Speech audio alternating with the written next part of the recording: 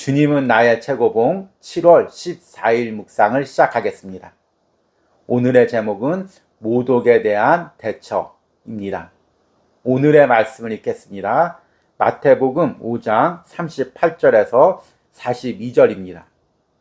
또 눈은 눈으로 이는 이로 갚으라 하였다는 것을 너희가 들었으나 나는 너희에게 이르노니 악한 자를 대적하지 말라. 누구든지 내 오른뺨을 치거든 왼편도 돌려대며 또 너를 고발하여 속옷을 가지고자 하는 자에게 겉옷까지 또 가지게 하며 또 누구든지 너로 억지로 오리를 가게 하거든 그 사람과 심리를 동행하고 내게 구하는 자에게 주며 내게 꾸고자 하는 자에게 거절하지 말라. 아멘. 오늘 주님은 나의 최고봉 본문은 마태복음 5장 39절인데 조금 더 내용을 명확하게 하기 위해서 앞뒤로 긴 본문을 읽었습니다. 오늘 말씀은 우리가 잘 아는 예수님께서 말씀하신 산상수훈의 말씀입니다. 예전에 산상수훈에 대해서 제가 말씀을 해석하면서 산상수훈은 여러 가지로 해석할 수 있지만 개인적으로는 그리스도인이 이 세상을 어떤 방법으로 어떤 가치관으로 살아야 될지를 예수님께서 이야기하신 말씀이라고 말씀을 드렸습니다. 오늘 읽은 말씀에도 보니까 예수님께서 사람을 대할 때 세상 사람들의 가치관과 그리스도인의 가치관의 차이를 이야기합니다. 세상 사람들은 악한 사람들에게 어떻게 대해야 됩니까? 38절에 또 눈은 눈으로 이는 이로 갚으라 하였다는 것을 너희가 들었으나 이것이 세상 사람들의 가치관이죠. 누가 나한테 악을 행하면 행한 만큼 갚아주는 것입니다. 그런데 39절에 보니까 나는 너희에게 이르노니 악한 자를 대적하지 말라. 누구든지 내 오른뺨을 치거든 왼편도 돌려대며 이것이 이제 그리스도인의 가치관입니다. 오른뺨을 때리면 왼뺨도 돌려대는 것입니다. 그런데 이게 쉬울까요? 기독교 가정에서 자란 아이들도 이제 사춘기를 지나면 예민해지면서 말씀에 대한 반발이 일어납니다. 저 역시도 사춘기 때 이 말씀에 대한 반발이 일어났는데 그 중에서 가장 꽂힌 말씀이 바로 이 말씀입니다. 그래서 그 당시에 어린 나이에 하나님께 이렇게 기도했습니다. 하나님, 제가 오른뺨은 맞을 수 있습니다. 그런데 제가 오른뺨을 맞으면 다른 사람이 제 왼뺨도 때립니다. 제가 속옷은 벗어줄 수 있습니다. 그런데 속옷을 벗어주면 겉옷까지 벗어달라고 합니다. 제가 오리를 가라고 하면 갈 수 있습니다. 그런데 10리를 요구합니다. 20리를 요구합니다. 30리를 요구합니다. 이것이 어떻게 현실에서 가능한 말씀입니까? 그렇게 기도하면 하나님에게 따지고 또 부모님에게도 그렇게 따졌던 기억이 납니다. 그런데 이런 갈등이 사춘기 때만 있었던 것이 아니라 신앙생활을 해오면서 또 목회를 해오면서 평생 이런 갈등을 느낍니다. 분명히 말씀에는 오른뺨을 때리면 왼뺨까지 돌려대라고 하고 속옷을 달라고 하면 겉옷까지 주라고 말씀하셨는데 그 말씀대로 살려고 하면 매번 갈등이 일어납니다. 마음 안에서 괴로움이 일어납니다. 이럴 때 대부분의 사람들의 반응은 말씀을 포기하는 것입니다.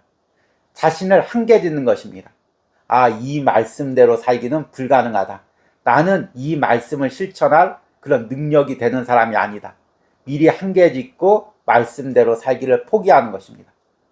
부끄럽지만 저 역시 목회자로서 이런 갈등을 느낄 때가 많이 있습니다. 그런데 최근에서야 주님은 나의 최고봉을 묵상하고 또 주님께 기도하면서 이 말씀의 깊이를 깨닫습니다. 이 말씀을 우리가 매 순간 다 지킬 수 있다는 것이 아닙니다. 우린 다 부족합니다. 넘어지고 쓰러질 수밖에 없습니다. 이 말씀뿐만 아닙니다. 성경에 있는 모든 말씀을 우리는 지킬 수가 없습니다.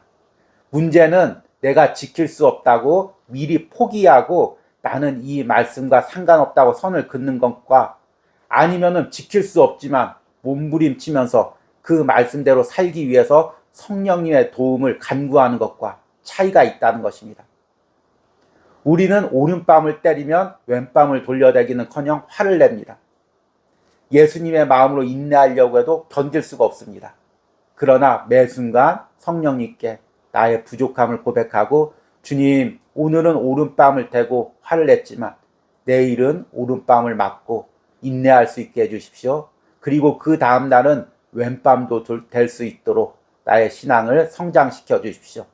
이렇게 기도할 수밖에 없는 것입니다. 오늘 주님은 나의 최고봉을 묵상하면서 우리가 모독 가운데, 때로는 세상의 공격과 조롱 가운데 그리스도인으로서 예수님의 마음을 가지고 어떻게 대처해야 될지를 깨달으시는 은혜가 있으시길 바랍니다. 오늘의 묵상입니다. 이 구절은 그리스도인으로서 받는 모독을 말합니다. 세상적으로 볼 때 우리가 뺨을 맞고 다시 상대의 뺨을 치지 않는다면 그 사람은 겁쟁이입니다.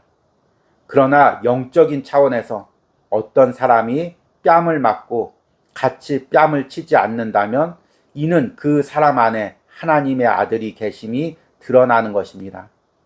모독을 당할 때 당신은 그 상황에서 불쾌감을 드러내지 않아야 할 뿐 아니라 오히려 하나님의 아들을 보일 수 있는 기회로 삼아야 합니다.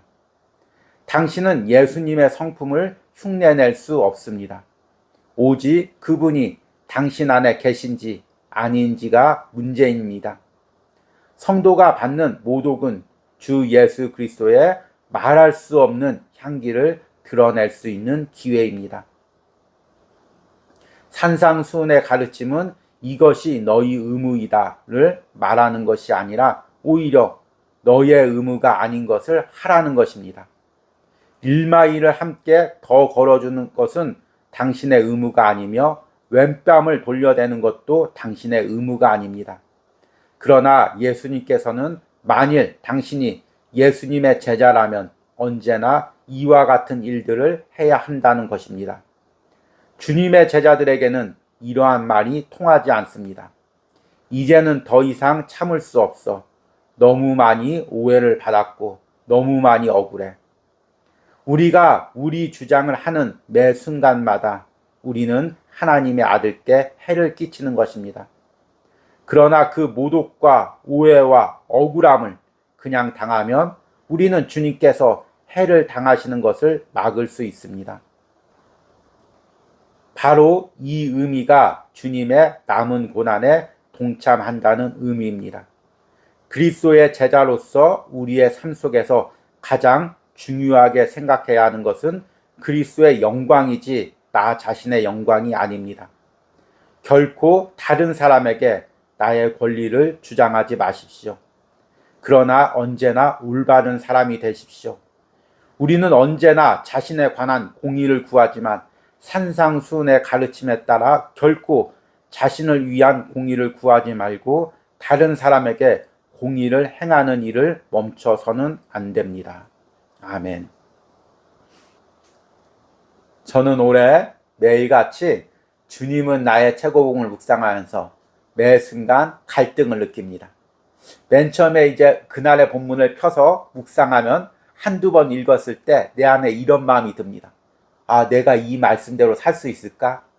그리고 이 말씀대로 내가 살 수 없으면서 이 말씀대로 살라고 묵상을 전할 수 있을까? 갈등을 느낍니다. 그리고 차마 이 묵상을 전할 수가 없어서 먼저 읽고 또 읽고 기도하고 주님, 이 말씀을 어떻게 전합니까? 주님, 나같이 연약한 사람이 나도 실천하지 못하는 것을 어떻게 전할 수 있습니까? 그렇게 갈등하며 기도합니다. 그러면 성령님께서 제게 감동을 주십니다. 이 말씀이 맞다. 이 말씀대로 사는 것이 맞다. 이 말씀대로 살기 위해서 몸부림치는 것이 맞다. 그러면 회개하고 다시금 마음을 가다듬고 영상을 통해 이 말씀을 여러분들에게 전합니다. 오늘 묵상도 마찬가지입니다. 이 말씀을 접하면서 제 안에 많은 갈등이 있었습니다. 그런데 기도하면서 결국에는 이 말씀이 하나님의 말씀이다. 이것이 예수님의 말씀이다. 이대로 사는 것이 맞다. 이런 순복함을 주십니다. 오른뺨을 때렸을 때 왼뺨을 대라는 것은 어느 시대나 지키기 힘든 말씀이지만 특별히 지금 이 시대는 너무나 지키기 어려운 말씀입니다. 왜냐하면 세상이 점점 악해지면서 약육강식의 시대가 되어갑니다. 그래서 어린아이부터 어른까지 약한 사람이 있으면 한 대 때리고 마는 것이 아니라 한 대를 가만히 맞고 있으면 두 대를 때리고 5대를 때리고 10대를 때리는 시대입니다. 정말 안타깝지만 세상만 그런 것이 아닙니다. 교회 안에서도 그럴 때가 많이 있습니다. 그러면 어떻게 해야 됩니까? 사람들이 한 대는 맞아줄 수 있습니다. 그러나 2대 맞기 싫어서 나도 으르렁거리고 악한 사람과 똑같이 악을 행하는 시대입니다. 과연 이 시대 때 이런 말씀이 우리가 지킬 수 있는 말씀일까요? 그럼에도 불구하고 우리는 이 말씀을 지키기 위해서 몸부림쳐야 됩니다. 왜 그럴까요? 예수님의 말씀이기 때문이죠. 그리고 내가 그리스도인이기 때문이죠. 주님은 나의 최고봉 저자의 말씀대로 우리가 예수님의 제자이기 때문이죠. 제자는 예수님을 따라가는 삶, 스승이 한 말을 지키기 위해서 몸부림치는 사람이 제자인 것입니다.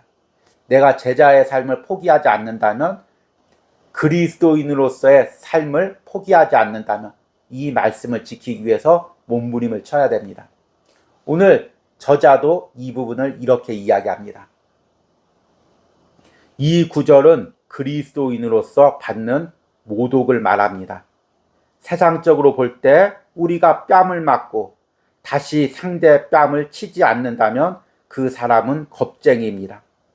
그러나 영적인 차원에서 어떤 사람이 뺨을 맞고 같이 뺨을 치지 않는다면 이는 그 사람 안에 하나님의 아들이 계심을 드러나는 것입니다. 저자는 여기서 한 발자국 더 나갑니다. 모독을 당할 때 당신은 그 상황에서 불쾌감을 드러내지 않아야 할 뿐 아니라 오히려 하나님의 아들을 보일 수 있는 기회로 삼아야 됩니다. 당신은 예수님의 성품을 흉내낼 수 없습니다. 오직 그분이 당신 안에 계신지 아닌지가 문제입니다.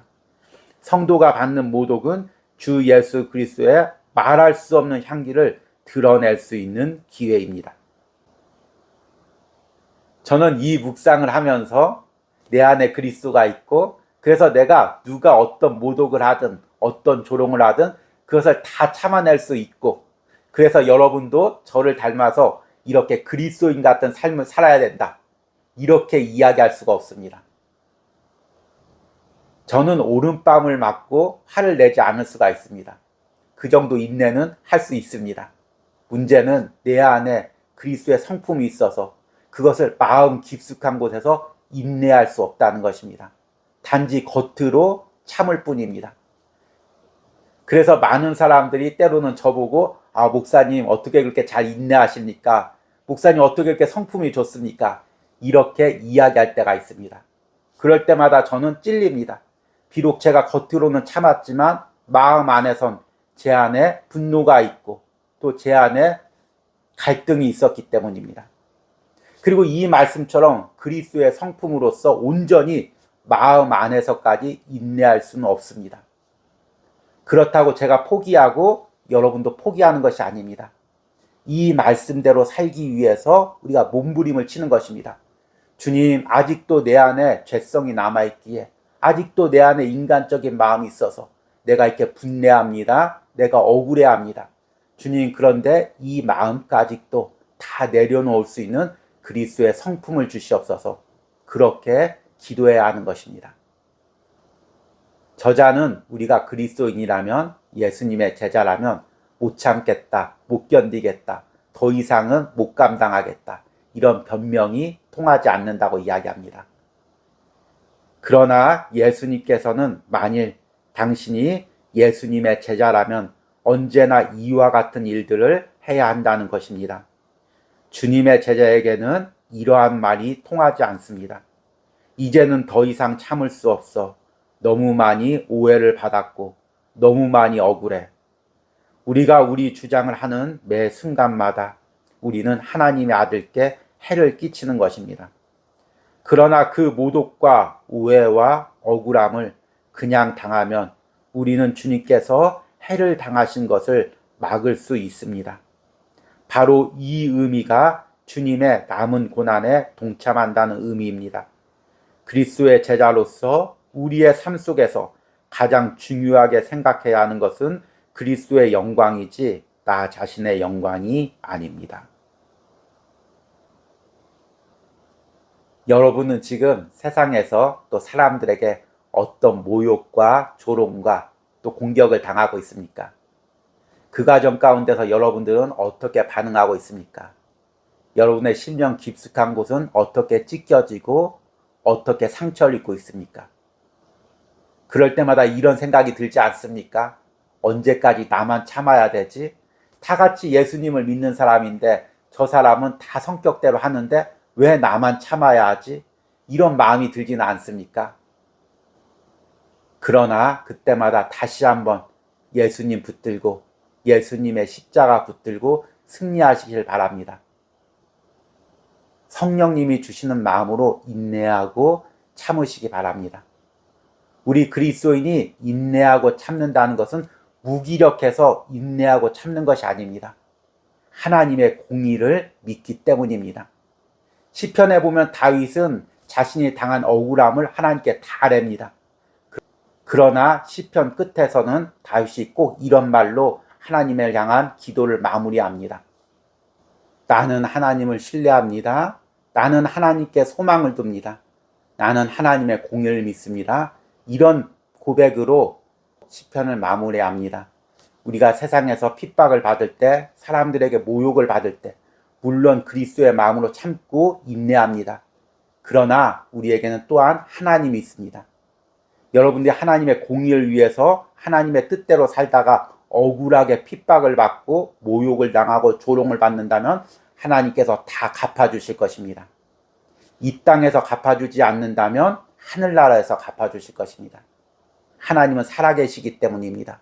그분은 공의의 하나님이시기 때문입니다. 그분은 당신을 믿고 바라고 인내하고 참는 자의 하나님이시기 때문입니다. 그 하나님을 믿고 천지에 당하는 모욕과 조롱과 핍박 가운데서 승리하시는, 그리고 마음을 지키시는 여러분들이 되시기를 축복합니다. 오늘의 적용 질문입니다. 지금 내가 사람에게 당하는 모독과 비난을 더 이상 감당하기 어려운 부분은 무엇입니까? 나의 연약함을 고백하고 하나님의 도움과 신원을 간구하시기 바랍니다. 우리 기도하시겠습니다. 주님, 나는 왼밤은커녕 오른밤도 맞을 수 없는 연약한 존재임을 고백합니다. 주님, 나는 겉옷은커녕 속옷도 벗어줄 수 없는 이기적인 존재입니다. 주님, 나는 심리는커녕 오리도 일리도 남을 위해 가기 싫어하는 이기적인 존재입니다.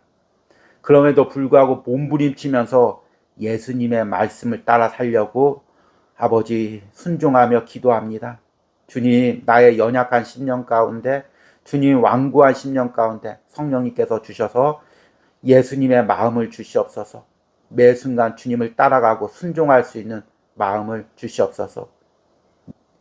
오늘 주님은 나의 최고봉을 묵상하는 심령마다 세상에서 사람과의 관계에서 상한 심령들이 있습니까? 주님 찾아가셔서 오늘 묵상을 통해 위로하시고 다시금 그리스도인으로서 예수님의 제자로서 살기 위한 결단을 허락하여 주시옵소서. 예수님의 이름으로 기도했습니다. 아멘.